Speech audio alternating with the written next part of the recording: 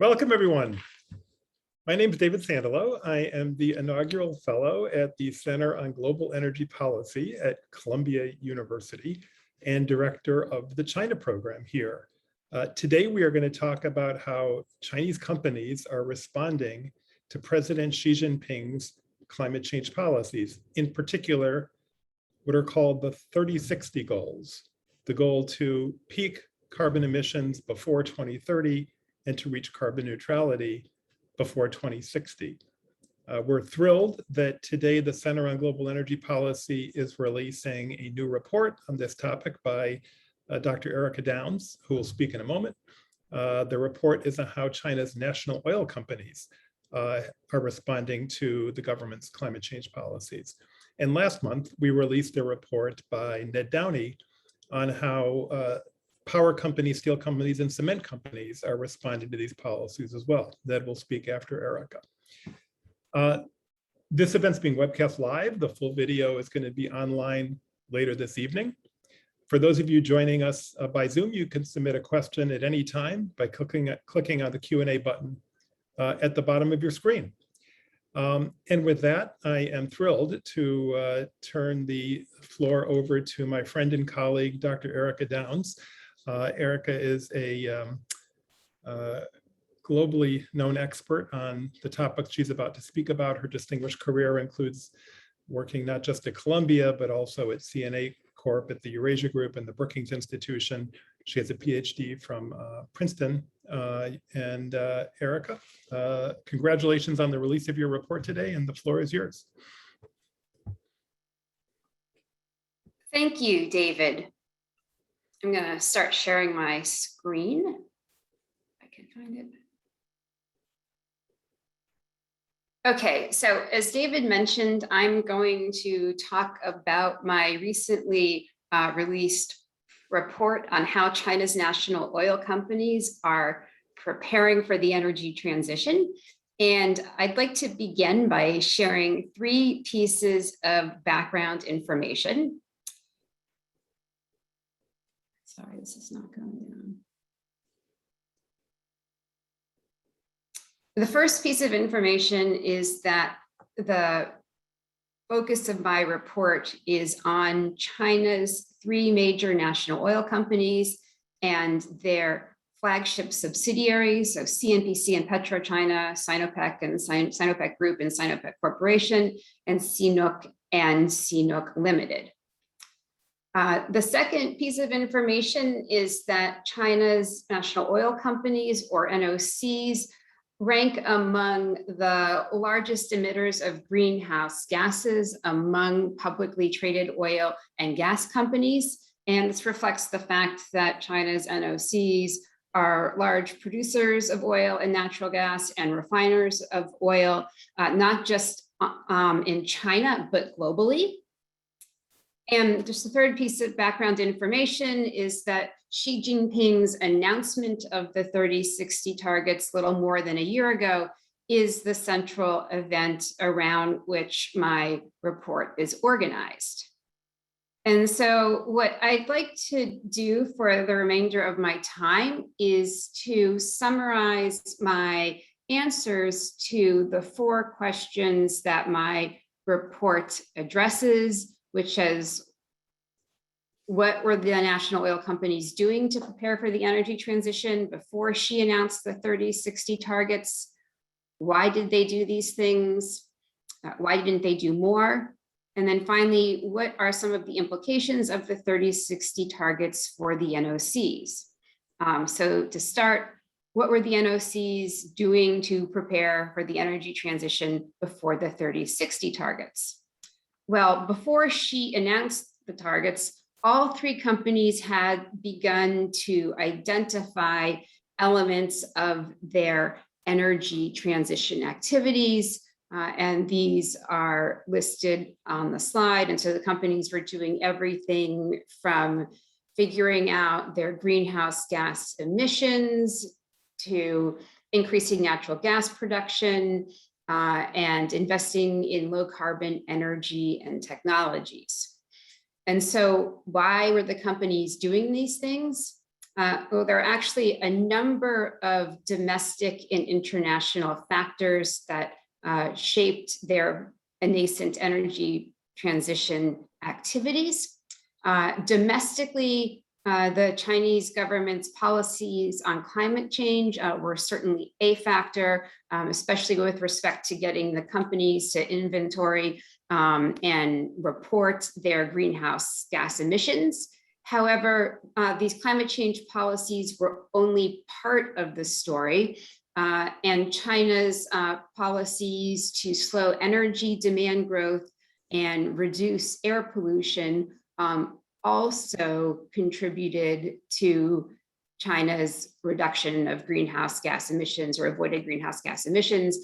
So for example, in the early part of the 2000s, government was very concerned about the rate of China's energy demand growth and the relationship of that demand growth to overall economic growth. And this led to the implementation of two programs to improve industrial energy efficiency. One was called the Top 1,000 Enterprise Program. The other was the Top 10,000 Enterprise Program. And through these programs, energy savings targets were given to the companies, to their subsidiaries. And so even though the initial purpose of this program was just to slow energy demand growth, it did obviously have a knock-on effect in terms of allowing China to avoid greenhouse gas emissions. The same thing can be said in the 2010s when air pollution emerged as a big concern, and that prompted an effort to increase natural gas consumption and production by the companies. Now, it's also worth noting that because China's national oil companies operate globally and they have subsidiaries that are listed on stock exchanges outside of China, they also were very much aware of what was going on outside of China in terms of efforts by oil companies and other major other multinational corporations to reduce greenhouse gas emissions. And a result of being listed on international stock exchanges and producing oil and gas and owning refineries around the world, the companies became sort of subject to pressure from investors who wanted them to beef up their responses to climate change. They also became subject to foreign regulatory requirements. For example, when PetroChina became an owner of refineries in the European Union, it found itself subject to the EU emissions trading scheme. And this actually prompted PetroChina to set up what is reportedly the first emissions trading team within a central state-owned enterprise. And PetroChina's parent company, China National Petroleum Corporation, is a member of the Oil and Gas Climate Initiative.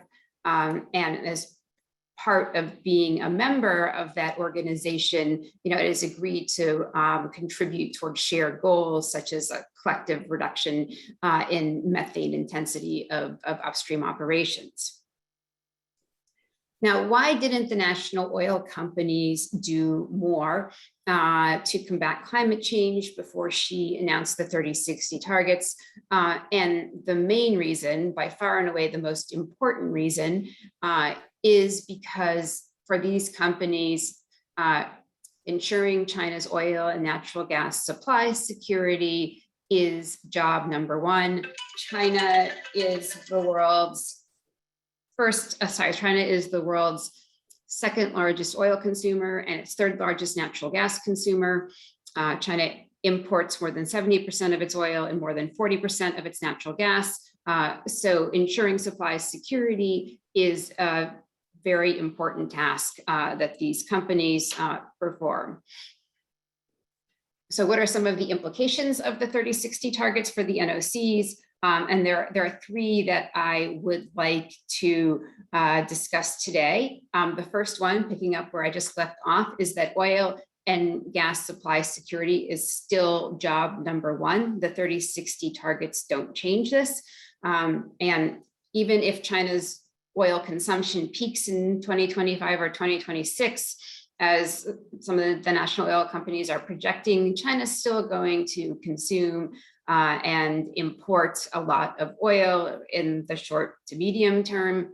And similarly, if you look at projections of China's natural gas demand, a lot of companies in China's oil and natural gas industry see this continuing to go up, and it's likely that more imports will be needed to meet that demand. The second implication is that China's national oil companies are shifting from oil and gas companies to gas and oil companies.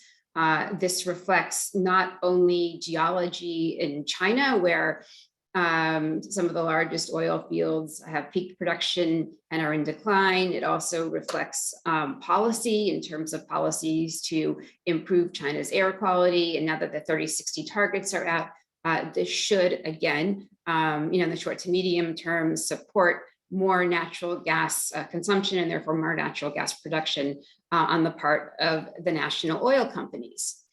And finally, even though these companies are not going to reinvent themselves and become electricity companies or anything like that anytime soon, they are expanding beyond oil and gas and investing in various low carbon energy and technologies. China National Offshore Oil Corporation is capitalizing on its decades of experience operating in China's offshore waters to move into offshore wind. Sinopec is seeking to leverage its network of over 30,000 gas stations in China to become China's largest hydrogen fuel supplier by putting hydrogen refueling stations at its existing service stations. And China National Petroleum Corporation has been pursuing what I would call an all of the above strategy. I mean, it's certainly looking at doing things like installing, wind and solar panels at its oil and gas fields, but it also has, a large network of service stations where it could deploy hydrogen as a fuel. And, it also has a lot of experience with carbon capture, utilization, and storage. And so finally, just by way of conclusion, oil and gas supply security is still job number one for these companies. However, the companies do need to balance their energy supply security agendas with their energy transition goals. In the short term, in the medium term, natural gas is central to this balancing act. And finally, it's likely that these companies will continue to invest in low carbon energy and technologies where they have comparative advantages. If you're interested in learning more, my report is up on the center's website. And thank you very much.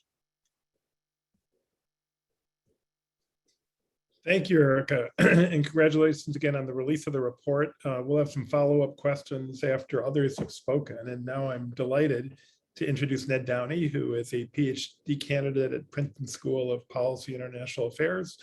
Until just recently, he was a non-resident fellow at the Center on Global Energy Policy. His many distinctions include serving as a Fulbright Scholar in Yunnan Province.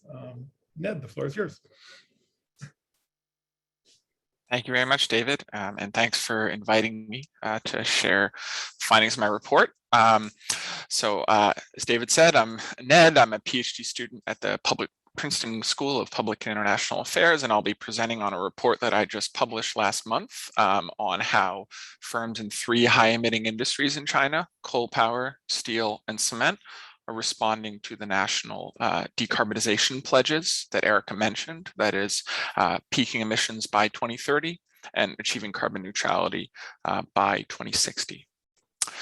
So for the report, I gathered and analyzed carbon emissions reduction targets set by 30 Chinese firms across these 3 sectors. I chose these sectors because they are China's biggest sources of carbon emissions. Coal power, steel, and cement, along with thermal heating and other types of thermal generation, comprise about 75% of national emissions. The 30 firms that I chose were the top 10 largest firms in each sector, according to sector-specific criteria. For coal power, I looked at operating capacity. For steel, I looked at crude steel output. And for cement, I looked at clinker capacity. Clinker is an intermediate product of the cement production process, and its production accounts for most of cement emissions. These 30 firms are major players in their sectors, unsurprisingly. They comprise more than 50% of national coal power capacity and clinker capacity, as well as 35% of national steel output. And this is what makes them interesting to examine, because they do enjoy large market shares, and because there's important standard setters for smaller firms as well, and because China dominates these markets globally. Half of installed coal power, half of installed clinker capacity, and around half of steel output, 50 to 60% for each of these metrics, is within China. Estimating very roughly, these 30 firms probably account for somewhere around 10% of global emissions, so they matter a lot. The table in this slide summarizes my findings. They are current as of July 1st, 2021, though I don't believe that there have been changes since. It lists, you'll see in the second column, the number of firms with specific year targets for peaking carbon emissions, as in a target to peak emissions by 2025.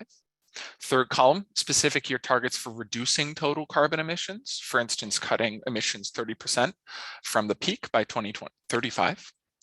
And in the fourth column, specific year targets for achieving net zero carbon emissions, for instance, achieving net zero by 2050. And as you can see, I found that target setting by firms, these 30 firms, has been modest so far. So 8 firms among the 30 reviewed have set targets that cover their Chinese facilities. One of these is a foreign firm with large cement production holdings in China. The other 7 are Chinese firms. They all have made their targets, all the Chinese ones have made their targets since the neutrality pledge was announced in September 2020. Just 4 firms of the 30 have issued targets for reducing emissions after peaking, and just 3 have issued net zero targets. This approach to target setting is more conservative than what's seen in many US and European markets, particularly in electric power, where most utilities have net zero pledges, or big utilities at least. But it isn't necessarily unusual, I think it's important to understand, among major carbon emitters in the developing world. You can also see variations in sectoral behavior. So in coal power, we see that several firms have made peaking commitments, but just one of the top 10 majors has made pledges for cutting emissions after that. Steel is notably more ambitious. 3 of the top 4 biggest firms in the sector have made commitments for post-peaking emissions reductions. Cement, on the other hand, is less ambitious. There's a sector-wide peaking commitment for 2023, but otherwise no Chinese-owned firms have any firm-level carbon targets for year reductions of total emissions. And this, again, is a bit different from patterns among developed countries, where electricity is usually the most ambitious in its target setting, and steel, and especially cement, are more conservative. This is a list of 8 firms that had made the commitments as of July 1st. I won't go through the whole list, but just to highlight the big picture takeaways, you've got 4 of the 6 biggest coal power firms in China. That's 4 of the 8 biggest around the world. You've got 3 of the 4 biggest steel producers in China. That's 3 of the 7 biggest around the world. And then also a Taiwanese-owned cement firm with large holdings in China. Now, you'll note that of these 8 firms, 6 of them are central state-owned enterprises. 1 of them is a provincial state-owned enterprise, and then there's a Taiwanese firm. So I think this indicates that central SOEs have been facing more expectations or have been quicker to move around target setting, and I'll talk about that a bit more later. I'll discuss 2 reasons why firms have been cautious so far in their target setting. The first is about limits in carbon management expertise, and the second is about how firms have reason to wait in the current policy environment. First, a general reason for firms so far to be cautious in target setting is that they haven't generally done anything like this before. Firms have not been asked in the past to do much around controlling carbon emissions, so this is a new area for them. China issued its first targets for cutting emissions intensity, carbon emissions intensity, that is emissions per unit of GDP, in 2009.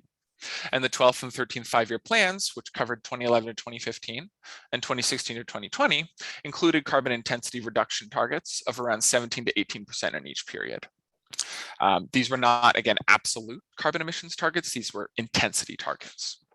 The country does report success on these targets, but it's important to understand that the success reflects actually other energy, environment, and industrial development policy priorities that have been more immediate policy focuses over the past decade. The most important of these has been energy efficiency. And these policies have included detailed implementation frameworks that have forced firms to figure out how to conserve energy or cut their pollutant emissions or take advantage of renewable power subsidies in order to comply with government mandates and take advantage of policy supports from the government. But firms haven't necessarily faced comparable policy demands around carbon. The requirements have been more about capacity building, reporting emissions to authorities, that is, since 2013, and in some regions complying with pilot emissions trading systems that haven't had prices that have been meaningful for driving emissions reductions. And so long-term planning around carbon management hasn't been a strong need in the way that consistent focused planning about energy efficiency, for instance, has been important. Secondly, a lot of the key policies that would inform target setting are still under formation. So President Xi Jinping's announcement of the peaking and neutrality pledges in September 2020 was, in the words of one of our attendees today, I think scholar Michael Maidan from Oxford, the beginning of a policy process rather than the end of one. The pledge was done in a highly centralized fashion, mostly through senior leadership with some research support and advocacy support, research support maybe is best to say, from Tsinghua researchers at Tsinghua University, a major university in China. It was otherwise a surprise across the bureaucracy, and it wasn't necessarily something that key ministries had been preparing for. And so the past year has been a process of figuring out by bureaucrats and firms alike, how can we implement these aims? Key documents that are forthcoming and haven't come out yet include the National Emissions Peaking Action Plan, as well as 5-year development plans for each sector. We've had a national 5-year plan for 2021 to 2025 that set out some high-level carbon intensity targets and high-level policy direction, but we haven't had more sectoral specific plans and emissions action plans as well. And so in this context, firms have reason to wait for a little more policy clarity. Central SOEs, you'll note, have faced more pressure to act immediately to demonstrate sort of commitment to these goals. Chinese authorities identified carbon peaking and neutrality work as among SOE's 8 key tasks for 2021, back in the end of 2020, but other firms don't necessarily face the same immediate expectations. And moreover, the immediate target that China's focusing on right now for achieving is to peak emissions before 2030. And doing so is a fairly straightforward task. A recent analysis by Energy Foundation China, I've got a Chinese excerpt up there and a description of the main takeaway below in English. It was based on official reported data through 2018. It found that provinces accounting for 43% of China's emissions had already peaked, and provinces accounting for another 37% are on track to peak by 2025. Now, there's been a major COVID stimulus over the past year or so, and so that may have affected this timeline, but it shouldn't change the fundamental conclusion that peaking before 2030 is a very safe goal. And that gives firms a few years to wind down their fossil-based growth strategies and figure out how to position themselves for a new economy. Lastly, I think it's important to note some differences between target setting in China and in some other economies from which many of our guests have their backgrounds, which is that target setting may be pursued with a more direct government hand within China. And so when we look for firms to do it, it actually may be that the government works fairly directly with firms to help them set their targets. And I say this based on precedent in Chinese policy. China has precedent for using firm level target setting to pursue its energy policy goals. It used this approach in 2006, starting then as part of its energy efficiency toolkit, what's known as the top 1,000 and top 10,000 energy conservation action programs, assigned energy conservation quotas over a 5-year period to large energy users. The screenshot above is a listing of quotas from large energy users in Beijing from 2011 to 2015. These are quotas for energy conservation.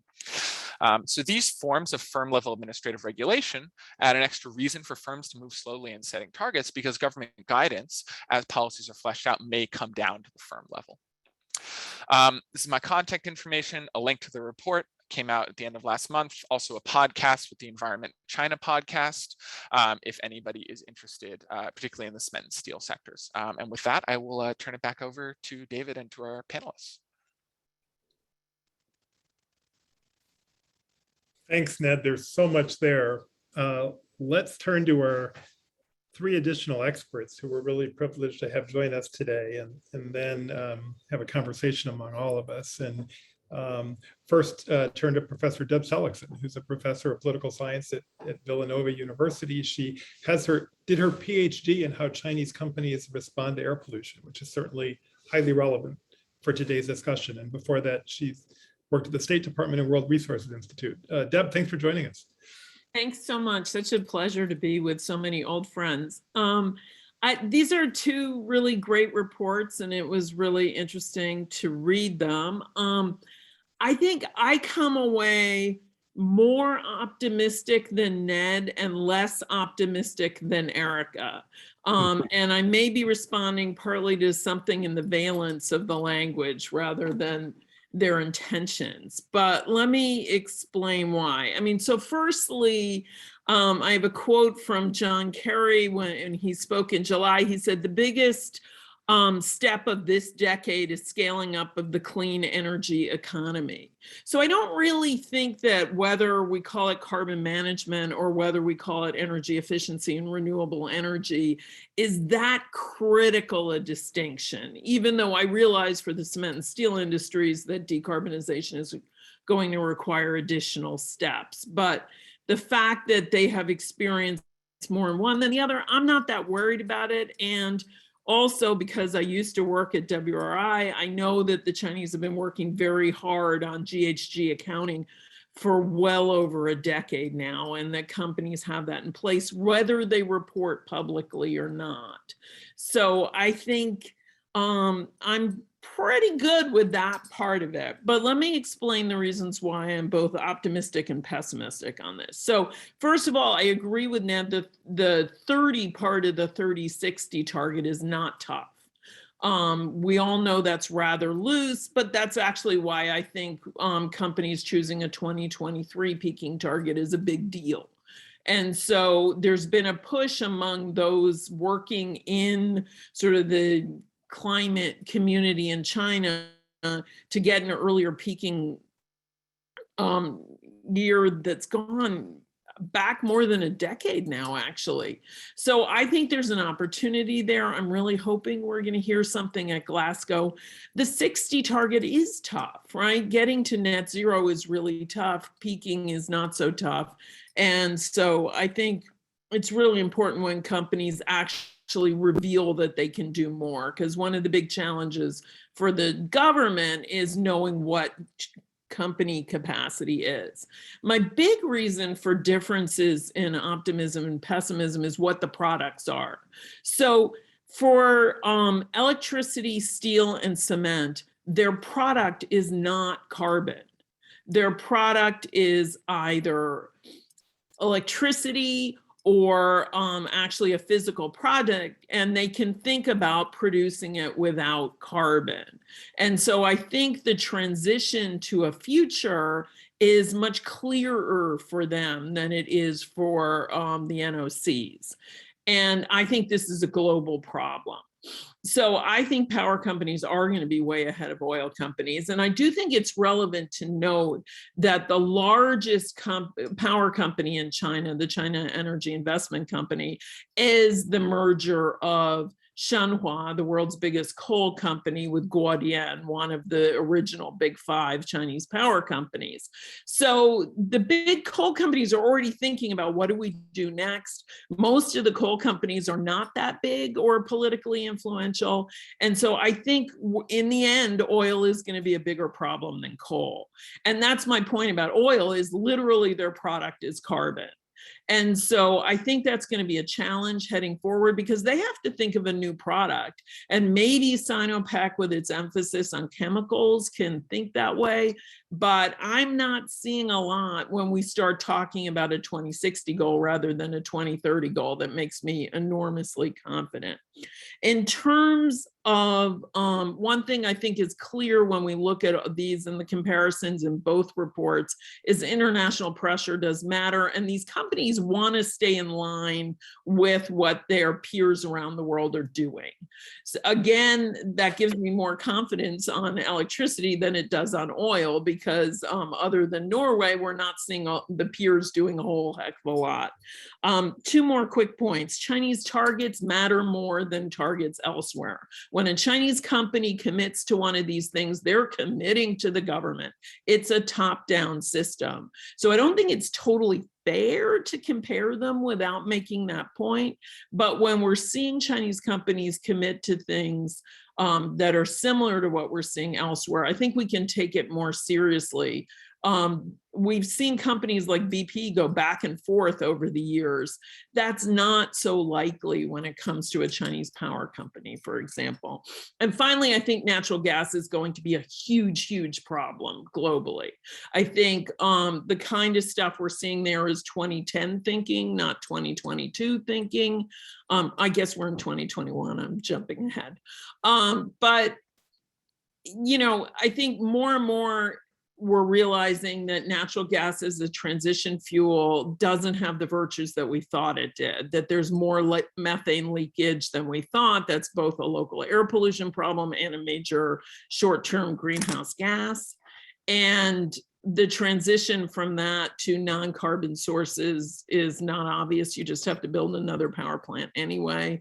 But where I will say I'm optimistic, when Ned points out sort of the extent of electrification of Chinese households, which is actually higher than in a lot of countries in the West. That's actually a plus, because that's where we can go to completely clean energy, right? Huge problem in the United States is the lack of electrification of household use. So I do think if we're looking past 2030, we're going to, I mean, clearly there are technology issues in coal and steel and cement. That's going to be global research. But I think oil companies are going to continue to be a major problem with progress politically in a way these other companies won't be. Thanks.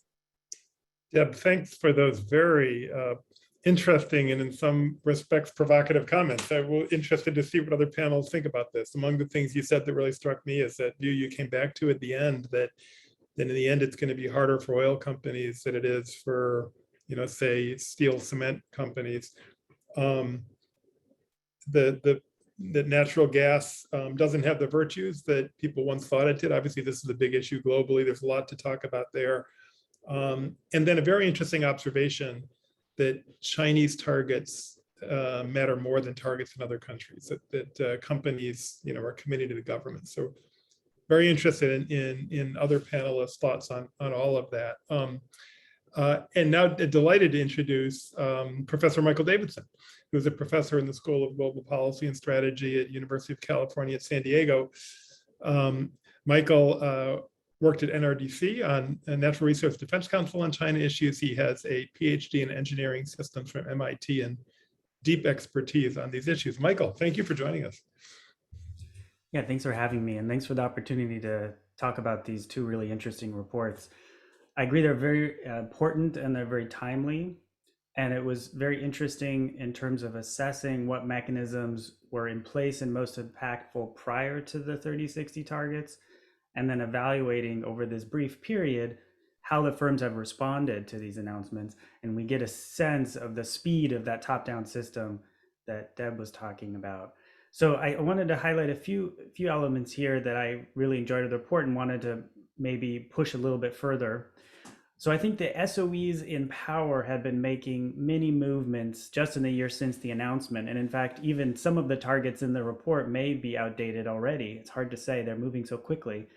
Like for example, China Energy, which Deb had mentioned, had put forward a fairly ambitious target with respect to their existing fleet of 70 to 80 new gigawatts, new renewables over by 2025. But then in March, there are indications that they would raise that to 120 gigawatts of new renewables.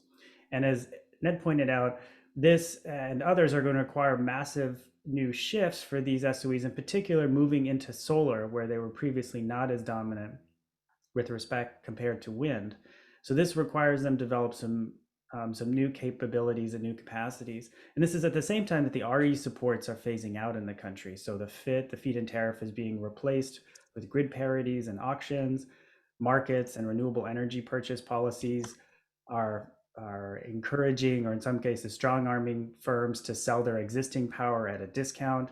And there's still really difficult grid integration issues. So we see that these targets are not solely or even primarily driven by what the profitability and the size of the market is. It's really driven by these larger political objectives. And then turning to the NOCs, I really like this report. I felt like it was a useful elucidation of these twin priorities or challenges or conflicts by the NOCs, in particular decarbonization and energy security. And these somewhat seem aligned in many respects until you scratch the surface and until you look at some of the recent trends. So the recent trends in LNG prices indicate that there's some real challenges about supply security going forward. If we're topping over $20 MMBTU, that's going to present some real challenges for some rosy natural gas import production goals going forward. This is also related in driving hydrogen as a main area of contestation for SOEs.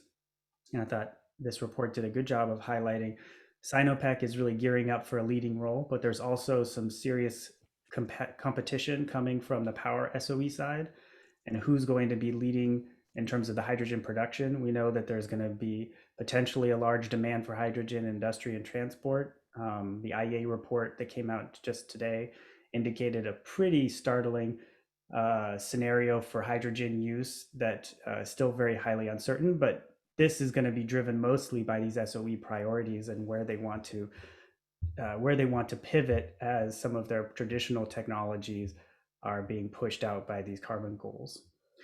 And then related to how SOEs are pivoting, I think this focus on carbon management is quite important. As Erica highlighted, the SOEs are getting really serious about this, hiring teams, building models, bringing these modeling and business decisions to the headquarters. I think it's really important to define and track how this carbon management evolves in order to avoid, obviously, any hot air that could occur from the emissions trading system or greenwashing that could occur from less environmental integrity in the targets and commitments. But I think it does indicate some broad trends. And in particular, I think the carbon management at the SOE level right now, taking up a lot of bandwidth working on the ETS and the ETS rollout. One audience member had that question. So I think going forward, there's some really interesting future work. I think what the key here is to understand where the rubber meets the road in terms of actual business decisions. So making targets is good. How are these targets being translated into investment, into employment, staffing decisions, and then into calculations and expectations around returns?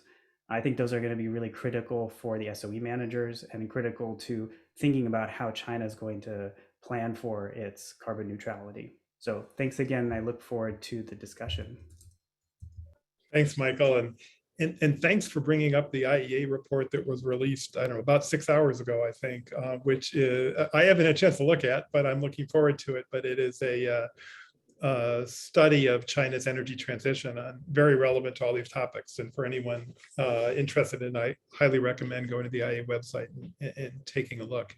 And thanks also for bringing in hydrogen, which is a really important topic that I want to come back to in the dialogue. And now delighted to turn to our last speaker, Xiangyu Ni, who is a non-resident fellow at the Center on Global Energy Policy, where we're delighted to be working together. And as a long background in the energy industry, veteran at Shell, with deep expertise in energy systems and energy analysis. Floor is yours. Thank you, David. Can you hear me okay? Yes. Yeah, okay. I will try to share one slide. If I can. Can you see that slide? Oh, just 1 second. We almost had it. Okay, just 1 second.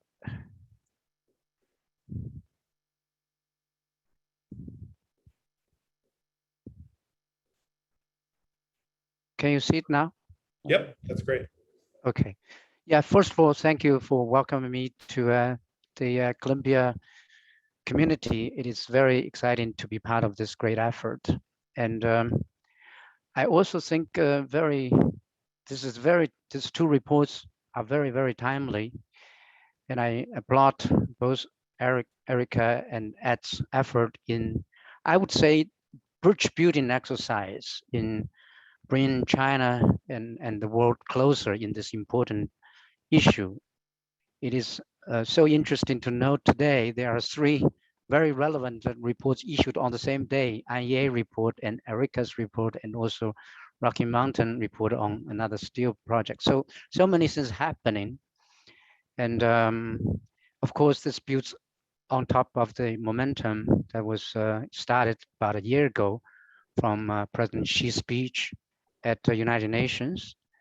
And also coming up in just a little bit more than a month in Glasgow, COP26 meeting will be critical to the countries, including China, to see what their national determined commitment would be on the climate issue.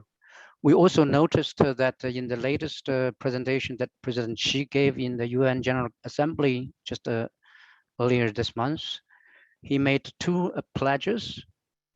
One is not to invest in any foreign coal-based fire plants, and second one is to help build green energy. And then all of this is leading to a very important year for China. First, we got Winter Olympics coming up. Of course, then the energy issue and the climate issue becomes even more central. And the second point is that the very important once every 5-year Congress, Chinese Communist Party's 20th Congress, will take place later in the year. So it's all of this, it's what I say leading to the second point. I try to call it the first inning in the baseball terms. China is kind of on the move. The whole country, a lot of people talk about 30, 60. And this compares to, I'd say, several years ago, many of us recall from Kyoto agreement to Copenhagen, when there was a lot more almost confrontation, so to speak. Developed country versus developing country. China historic numbers versus the current numbers. Overall numbers was the per capita numbers. At least to my reading, those kind of messages have taken quite a bit of a backseat. So I'm very encouraged to see there's a more consolidatory, collaborative effort in this direction. So I think as a country, China is willing to engage, it's willing to work with the rest of the world on this very important issue. May I borrow a phrase from Mr. Kevin Rudd from Australia Prime Minister the other day, David, the session you hosted. He called it the glass half full story on the climate issue. I think I like to think that's a very correct way to see this picture. It's evolving. It's still a lot to come, particularly with the more details on the 14th five-year plan, sector targets or company-specific targets mentioned by both Ed and Erica so far, relatively limited. But more to come, and likely many companies will, for one reason or another, take a wait and see approach. And the third point I like to mention that is very interesting, Deborah, that you just used the word gas will be a problem. I think in much of the world, gas is so far seems to be seen as a part of a solution. Now, we can have a very interesting discussion on this. It's a very, very important issue. And that also puts where the Chinese national oil and gas companies, where their place is in the Chinese development.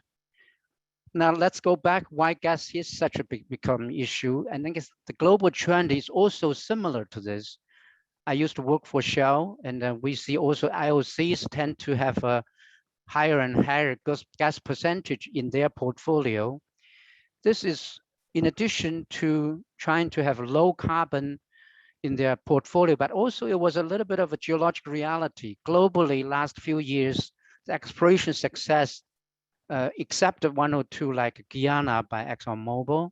Otherwise, most of the discoveries have been more on gas, and including offshore deep water gas, for example, in Mozambique and Senegal and Mauritania. So Chinese efforts are similar. I don't think some of the investments they have tried to make is to specific going after for gas. For example, switch from Africa to Latin America last few years into Mexico and Brazil. I don't think necessarily they're looking for gas, but it's a little bit of reality. We are taking a closer look at the CNPC's portfolio, not just the production, which is about 40 to 60 now on the oil side, but moving to the 50 to 50 direction. But on the proven reserve, CNPC got about 70% gas, 30% oil. So that trend would continue. CNOOC, the offshore company, is a little bit on the other side, 30, 70, the other way around, but they are making very impressive announcements about, I think at a certain point, they want the investment to be 1/3 or even more. So I think this importance of gas, particularly in China, will be here to stay. The next point I want to talk a little bit about CCUS, carbon capture and utilization and sequestration. This is not a new thing in China, certainly not in the world. For example, in where I live, Texas, there's a very large project that has been in operation for decades. But Chinese companies have tried this for at least a decade. So far, only, I think, based on the CCS Institute, there's only one commercial project ongoing by CNPC in Jilin province. And there are a couple, 2 or 3 more being discussed. I think from there's a little bit of reality check we need to put in place. One is the Chinese geology is such, many of the big oil fields are based in eastern China, the northeastern China, plus northern China. Many of those reservoirs tend to bury relatively shallow, say around 2,000 to 3,000 meters. Shallow means less pressure, which means it's more difficult to inject gas down. And also, a lot of the Chinese oil fields tend to have heavy oil, which is more difficult for gas CO2 for EOR purpose. And cost, I think it's also quite high. And also, I don't believe there are published financial incentives to help them do this.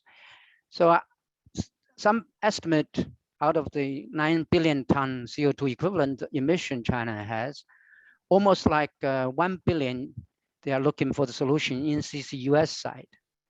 I hope we can get there, but so far we are talking about quite a smaller number than 1 billion.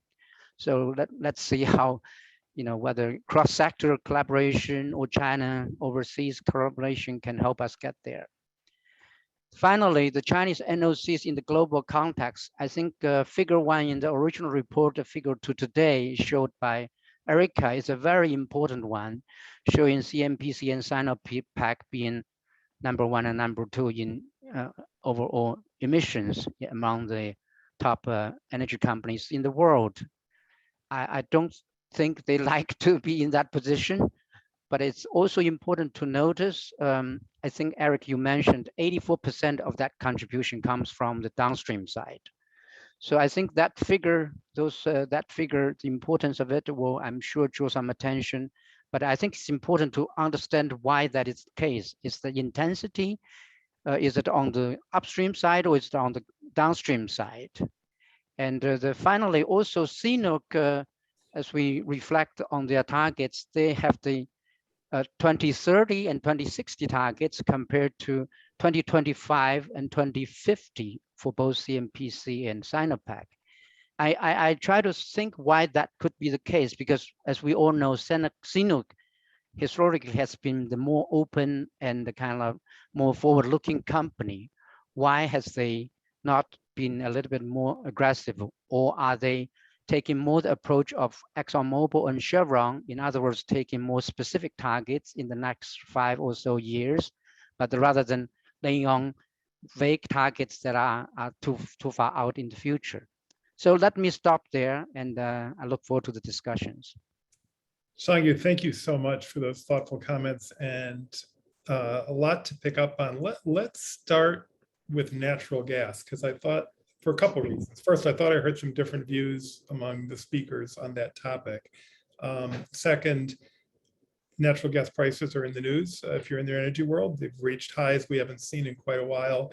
And third, Erica's report has some really interesting comments on this. You know, Erica talks about companies becoming, the oil companies becoming not oil and gas companies, but gas and oil companies. I think that's your framing, Erica. And I also remember you saying, and correct me if I don't have this right, that only one of the major NOCs has an active leak monitoring and detection program at this point. So let me, with that as background, let me just turn to Deb and ask, do you, in your view, is natural gas part of the solution to decarbonization in China, or is it part of the problem? I think it's part of the problem. And as Xiangyu explained, it's part of the problem worldwide. This is not a China-specific problem. I don't see anything he said as contradicting what I said. Natural gas is a source of carbon dioxide. That is a greenhouse gas. And so as long as we're burning natural gas, we are contributing to the problem. You don't get to net zero with natural gas. But I think the illusion that it was such a good transition fuel is now a very sort of 2010 view that I think most people in the climate community would no longer buy into, because of problems like leaks, and leaks all along the way, right? Everywhere from at the wellhead through the pipelines to actually at, if you're using it at home or in business, right? There's methane sort of at every point along the supply chain. And methane is a highly potent greenhouse gas, right? It lasts in the atmosphere less long, but we're living with the horrible impacts of climate change every day. So the fact that this is going to be very potent for the next 25 years is very important. So I don't see it as an effective transition. I also, getting back to my point about what is the product, as long as gas and oil companies view their product as a carbon source, they aren't really transitioning to a post-carbon future. Erica, any thoughts on this? Yeah, so a couple things came to mind as I was listening to Deb and Xiangyu speak. One is that when I delivered my presentation, I forgot to mention that natural gas can help China avoid greenhouse gas emissions if it backs out coal and if methane leaks are controlled. I agree that methane leaks are a problem, but there have been some positive developments in China. I mean, these aren't solving the problem, but a group of Chinese oil companies, including the 3 that are the topic of my report, have recently created the China Hydrogen Alliance, and CNPC is the first president. I'm not exactly sure what they're going to be doing, but you know, I think this is a positive development. And also on this front, Sinopec became the big 3 NOCs to actually publicly report its methane emissions, and they did that for 2020. On the transition fuel issue, while natural gas as transition fuel might be viewed as, you know, a 2010 thing in the climate community, I think in China it is still viewed as a 2021 thing, in that the companies constantly talk about how they view natural gas as a transition fuel. And the chairman of CNBC and Sinopec actually did this big interview with China Central Television in February of this year, where he, you know, was sort of talking about natural gas and the energy transition. And he was saying, you know, coal is high carbon and oil is medium carbon and gas is low carbon, and that's what makes it good, in the sense that in today's world, we can't completely do away with coal and oil, and gas. So gas is sort of, even though none of these are perfect solutions, gas is, the least bad of the bunch. And then the other thing I had wanted to comment on had to do with, sort of the carbon problem that these companies face. I think that on some level, the companies, China's NOCs, like other oil companies, may view these, the 60 target, the 2060 target, as as an existential threat. I don't think they view it as an existential threat right now, because their mandate from the government is still to get the oil and gas that China needs to power its economy.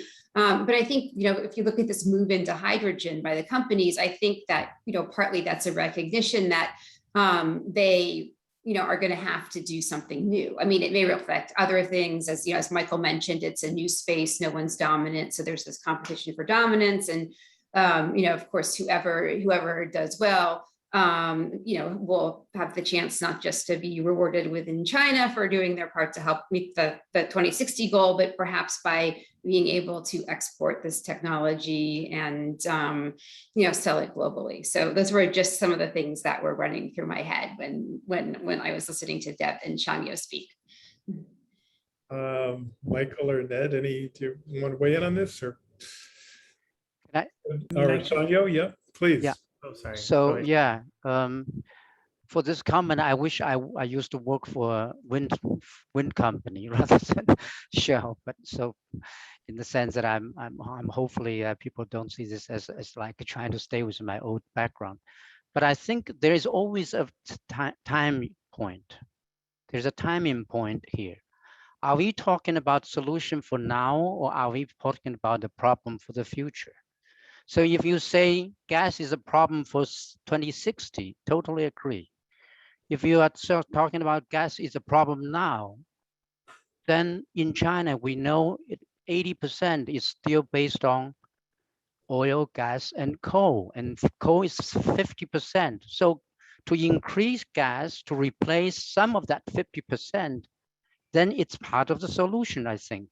So because we cannot just get from here today to 2060 in one go. So I think if, say, on overall, the three Chinese NOCs, and Deborah, your data showed about altogether about 300 million tons of CO2 equivalent emission, over 9 to 10 billion ton a year for China. So roughly, oil and gas industry is about 4% of China CO2 emission. Now, if some of that 3 or 4% can be used to replace part of the much higher coal-fired power plants, I think that's progress. So let me stop there. Deb, you want to respond, and then and Michael, and then we'll turn to another topic. We could talk about this for a long time. Yeah, I still don't see what anybody's saying is refuting my basic point that gas doesn't get you to a 2060 neutrality target. All of the modeling on CCS shows that it's actually more expensive to try to do it from gas than to do it from coal. So you don't even, and yeah, in theory, you can control methane leaks, but it hasn't been done anywhere in the world. And we have major problems with methane leaks and local air pollution problems from that methane in Pennsylvania, right? So it isn't a China problem.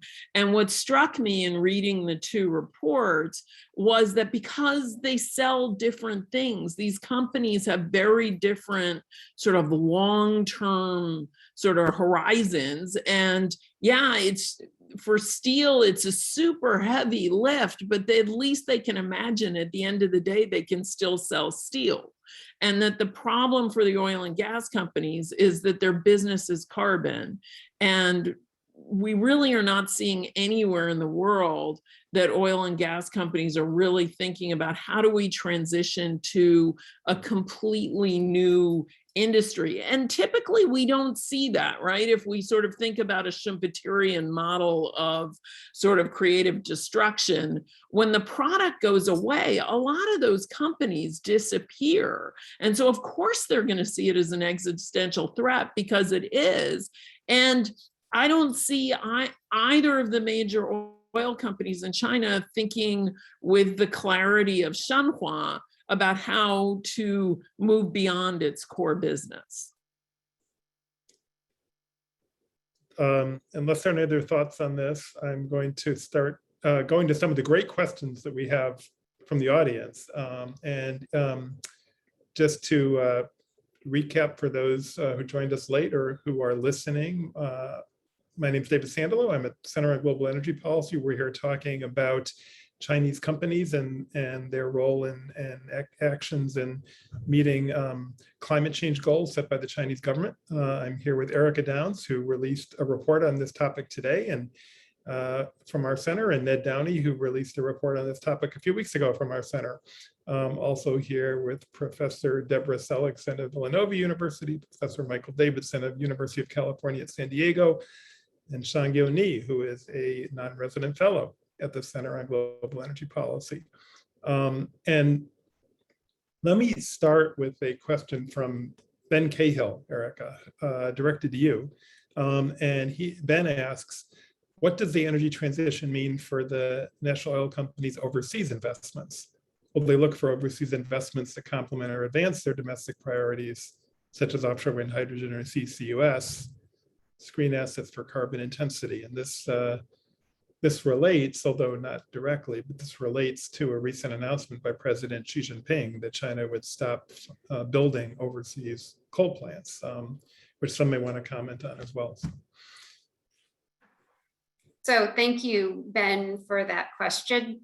My sense is that the first thing that comes to mind when I think about what do these targets mean for the overseas investments of China's national oil companies is sort of going back to what we were talking about. Do they look at gas more favorably? One of the slides that I had up earlier showed that the companies have various projections all indicating that gas demand is going to continue to grow in China. And so I think imports are probably going to be likely to help meet that demand. And so the companies sort of want to go out and invest in LNG exporting projects to help meet that demand. A lot of this depends on what the time frame we're looking at. But then the other thing, I think in terms of assets, it's I would probably say natural gas assets have preference over oil. But I will say, and hopefully I'm not contradicting myself here, when I think of import pipelines, when I think of some of the new natural gas import pipelines, and I realize this is a different issue from investment, will there be a Power of Siberia 2 pipeline from Russia to China? Will there be, a line D from the Central Asia to China natural gas pipeline?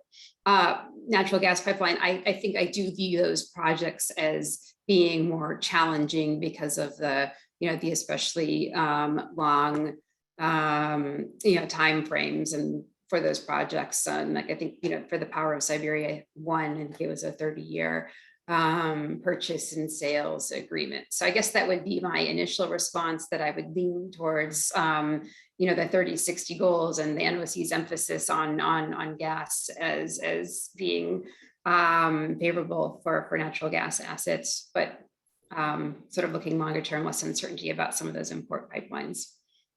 And I'll stop there. Thank you, Erica. Anyone else want to add on that topic? We have, does somebody? Yeah, if I can just add 1 or 2 points. I think it's a very great question, Ben. I know you're a very close China watcher. I don't think there is a formal answer to that, and partly because some of the overseas investments historically have been a little bit challenging, to say the least. But also, I think some of the gas projects on the market some of them are very low cost, like potentially Qatar. So I think it comes to return on investments. So that not just the gas and oil choice, but also which projects are the lowest supply gas. I think that would be part of the consideration. We have several questions about power supply and power cutoffs in China that are happening today. Questions from Colin Smith, Constant Wong, and David Clayton, among others. And I thought I may turn to you on that, Ned. And, just for general thoughts on what's leading to the power shortages that are being faced across China today. I think it's Colin who asked specifically about whether the dual control policies or dual use policies are playing a role in that. Any other thoughts? Yeah, I think it's a very timely question, and I think that the so just for those who aren't familiar, there have been power rationing, and I think I've seen sort of up towards around 15, 20 provinces so far in China, just in, I believe in recent weeks, maybe months, but a significant wave of power shortages across China that are forcing grid companies to restrict access to power, usually starting with industrial consumers. But sometimes going further. In terms of its sort of relationship to the carbon goals, so I think that it's important to understand that the main driver, I think the most compelling driver that I've seen in explanations for this shortage is not necessarily related to the carbon goals. So there is some talk about stricter controls on energy consumption as being part of the driver, and I think that and so to be clear, sort of controls on sort of surging energy demand, basically running up against shortages in supply. But I think that these controls are not necessarily, what's more important here is that coal prices are surging and the prices at which generators are getting compensated for remain flat. And so in that context, the incentives for coal power plants have in general been weak. Their hours have been declining, margins are poor, and negative in many cases, and that just makes it worse when they have to buy expensive coal and then sell power for the same price as they would otherwise. There has been some initial efforts at sort of allowing sale prices to float a little bit higher. And these move in the direction of some positive market reforms that I think are sort of part of a transition package where China allows prices for electricity sales to float more naturally to reflect the actual sort of value of power at different times. But power market reform is a long road. It's something that's been discussed for, at least you can think back to 2015, major documents coming out and further before then. And I think that there are a lot of different ways that regulators could respond to this that may or may not, if you just basically respond by saying we need to support coal companies more, that's not the same as responding, in terms of we need a more flexible grid that can bring on solar wind more effectively and provinces can get more power from their neighbors and things like that. So I would say that the power shortages they're a big energy story right now. There's something to follow and they're going to be shaping sort of how China thinks about its energy control targets for the next 5 years. But the direction, the sort of, is this helpful for the transition or not, is something that we'll just have to see. Deb, do you have any thoughts on this? Yeah, so I agree with everything Ned said. It's kind of a yes and. I think this is also related to the post-pandemic story of supply chains everywhere.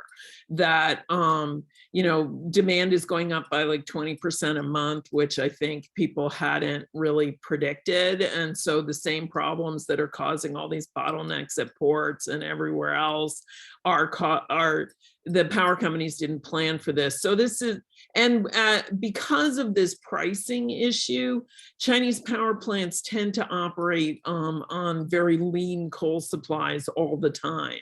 And so this problem is similar to what happened with the big snowstorms a few years back, that any disruption in supply or any sudden change in demand and the power companies are unprepared. So, and then the other thing I think is worth thinking about, even though I haven't seen any reporting on this, is whether coal mining as an occupation is declining in interest. I mean, one of the things that we've seen in the post-pandemic world is a lot of people are rethinking what kind of job they want to have. And one of the things that's happening right now is that electricity demand is going way up, but coal production is rising very slowly. Now, some of that is probably because it's just a whole lot harder to produce more coal quickly than to produce more electricity. But I wouldn't be surprised if part of it is there isn't this big pool of labor dying to work in coal mines right now. And that seems like a pun I didn't intend.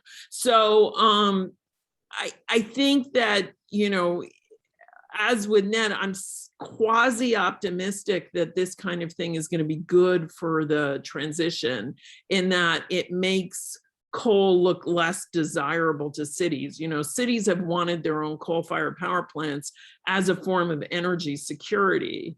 And some kind of renewable that's produced closer to home is going to look a lot more secure after this is not the first time that you've had this kind of coal supply crisis. And so I think the overall message is good, even though the current situation for many Chinese people is not good. Just one follow-up question. I don't know whether anyone knows the answer to this, but I wonder if the issue is more coal supply or coal prices. And I've seen both in some of the commentary about this. And to the extent, I know I've seen the narrative, which I think you were suggesting, Ned, which is coal prices are so high that generators are unwilling to buy the coal because they don't want to lose money because of the regulated prices of power that they need to sell it. In some ways, that's surprising because these are state-owned enterprises who we typically think of as, they're not profit maximizers, they're not revenue maximizers, they exist for a social purpose. And so you might expect US companies to be highly price, responsive on this, but often you hear the narrative that Chinese companies are less sensitive to the pure finances. But I think, would it be right to say this is an example showing that in fact these SOEs are actually quite responsive to the finances? Actually, Deborah, go ahead. Well, I mean, so first of all, I think they are revenue maximizers. That's been one of the stories in sort of how they approach these sort of the power within this sector. The way they're judged as whether they're bigger than the others and forced mergers and all these things is by focusing on revenue. So they've been concerned for a long time. Individual power plant managers are also rated on whether they're profitable or not. So people get fired for losing money at their plants. So they tend to be super cautious. I think what is happening right now, certainly in plenty of cities, is that the political pressure on these plants is to get coal if they can. So right now, I think they have some leeway to lose some money, but the reason they were so short of stockpiles is because their general orientation is toward actually making money. But so it is both. It's both a shortage of coal and a price story. And this price story that power is all by government set prices and coal fluctuates with the market has now been a problem for more than a decade. So it's not like the regulators don't know that this is a major issue. But selling prices to consumers tend to be politically more sensitive than prices of intermediate goods. David, I was going to jump in here with one additional comment. Yes. That's okay. Yes. Yeah, I mean, I feel like there's some similarities here with what we have seen in tight power situations, for example, Texas, California. I mean, these are weather induced, but they're institutionally exacerbated. So we've seen high AC loads in the south due to temperatures. There are reports that RE availability is low in Northeast, where some of the power shortages are occurring. But there's also these institutions that exacerbate it. So I think the policy targets, everyone's talked about it. The most famous example of this is the Iron Fist, Wen Jiabao's Iron Fist in 2009, at the end of the 5-year plan, when they were in danger of not meeting their energy intensity target. We're not at the end of a 5-year plan right now. We're at the beginning of one. So the pressure there is less, I feel, relative to the previous period. At the same time, the power market not being liberalized, as everyone has noted, is a big issue. Coal prices cannot be passed through, and so generators fake outages, and we've seen this before in 2011. So I think the reporting on this in the official stories is not going to give you the full picture, because no media outlet's going to say generators are faking outages, but that's definitely an underlying reason. And to their credit, a lot of local governments have responded by adjusting tariff structures. They can't directly set benchmark tariffs because that's the province of the NDRC, but they can adjust market designs and change the market price cap rules, which would allow some market-based electricity to go in. Whether that's going to be in time to actually generate the proper incentives is a little unclear. I think there's going to be a little bit more scrutiny on plants that were not available when they needed to be. And I think this just reflects broadly that there's no incentives for availability or performance in the Chinese power system currently, because they're being paid on energy, not when they generate it and not the capacity that's available. And so the long-term implications, I think someone in the chat asked this, is what are the long-term implications? Resource adequacy is a really important question as we go on decarbonization. And I think that the events of this year are actually going counter to the decarbonization agenda.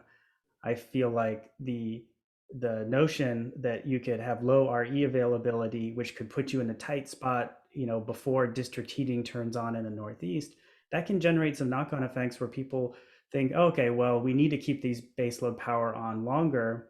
We need to find other ways of managing this. And currently there are no incentives to deal with that. I've written a paper on the security of supply and how you can enhance that through some capacity markets, pay for performance capacity markets. There are different ways you can imagine dealing with the problem, but fundamentally the incentives are not fully aligned to address availability, performance, and the decarbonization agenda. Very interesting. Other thoughts picking up on that? I'm gonna look for that paper, Michael. We have a number of questions, and we are down to our last 10 minutes or so.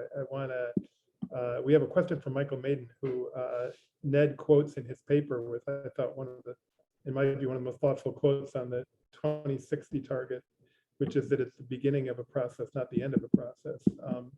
And she says, the energy transition is prompting many oil and gas companies to expand their businesses to new areas, the power sector, for instance, in EV charging.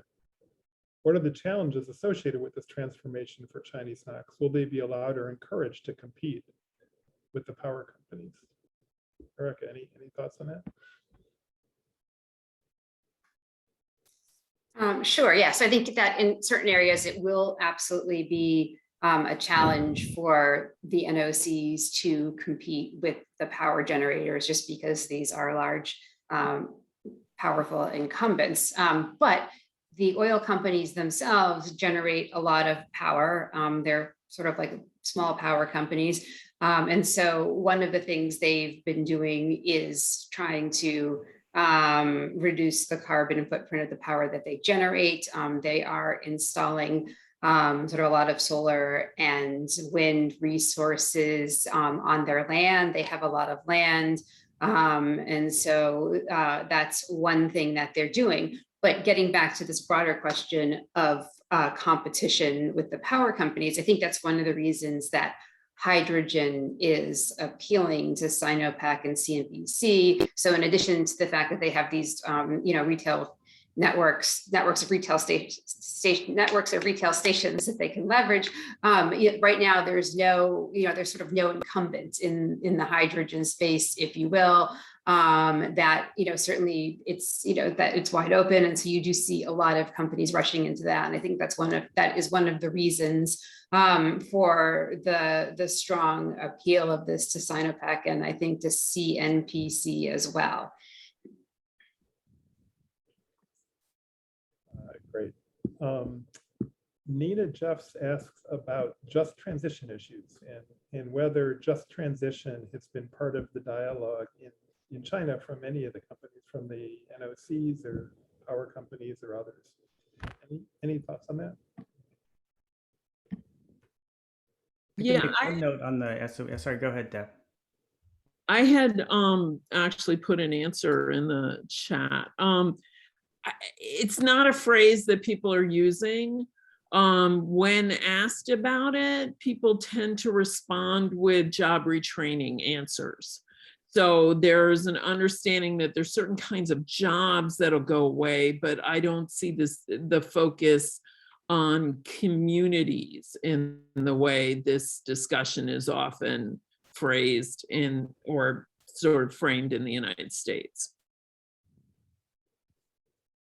Michael, did you want to come in on that? Yeah, I mean, I agree that they don't use the phrase just transition, but I feel like labor and employment is really at the top of the minds of these SOE managers. Prior to the merger, I was speaking with executives at Shenhua, and they were telling me about how they don't fire a single person. If they have to get rid of a coal mine, they just retrain that person, and the person becomes a gardener, or they go join a construction company. You know, these are large SOEs. They have a lot of diverse portfolios. Now, there's some distinction here between the full-time employee coal miners and the lesser protected laborers, and so we don't have a lot of visibility on how that contributes to the aggregate numbers, but the aggregate numbers are just striking. China had a peak of a little over 5 million people employed in coal mining and washing around 2013. It's now down to 3 million, below 3 million. So they shed 2 million jobs in this sector, and without any noticeable social unrest such that we saw correlated with the 1990 state-owned enterprise sector reforms, which shed quite a few jobs. So they're doing something right in the sense they're not generating a lot of social instability. We don't have the visibility. Again, some of these people may be in much more precarious positions. They might be smaller mines, small towns that don't have a lot of other employment opportunities and less opportunity to protest. But the overall figures showed that China and the state-owned enterprises are quite capable of managing some of these employment issues in a way that, you know, we haven't been able to do in this country, for example, and how we think about transitioning folks away from high carbon jobs. We have some questions about the emissions trading system that's been announced, which so far only covers the power sector, but is planned to extend to other sectors. Any thoughts on that system and what its impact is going to be? Yeah, I'm happy to start off and then turn to the other panelists. The emissions trading system, the national version of it was launched in the summer. This is the culmination, or well, I shouldn't say the culmination, but it is a next step in an extended process that started with pilot emissions trading systems at 8 provinces, launched in the early 2010s, mid 2010s-ish. I think it's been widely noted that prices are low and they continue to be low. They were low in the provincial pilots. They are low now. We're talking, $6, $7 a ton. Europe, we're talking more in the like $30 to $50 range. World Bank Commission on sort of I think international standards on what is expected for carbon prices to incentivize transitions is more in the sort of $40 to $100 range, something like that, depending upon the source. So these are low prices and they are not necessarily in a current form, both for the pricing reason and also for more complicated institutional design reasons. I don't think we should expect them to do a whole lot beyond maybe have some marginal incentivization, like very marginal stuff about more efficient operation of thermal plants, of coal plants. But in terms of capacity switching, not really. That being said, I think it's important to just be aware of how these systems take time to build. And I think it's the best way to think about the ETS is not to think about it as a sort of a single policy to rule them all in the way that I think is often proposed for efficiency perspectives in environmental economics literature and things like that. But it is one policy of a variety, and it's one that where there's the key question about its efficacy is how it evolves over time. How do allocations change? How do prices change? questions like that. And that is something that, you know, in Europe, it started at a pretty low base, and now we're, you know, 15 years later, prices are sort of getting towards the area where they're meaningful for corporate decision making. And I think that that's the kind of timeline we should think on the ETS as well. So to judge it on its current level right now is, I think, both important to understand about its limits, but I think it's also important to realize just that it's a process.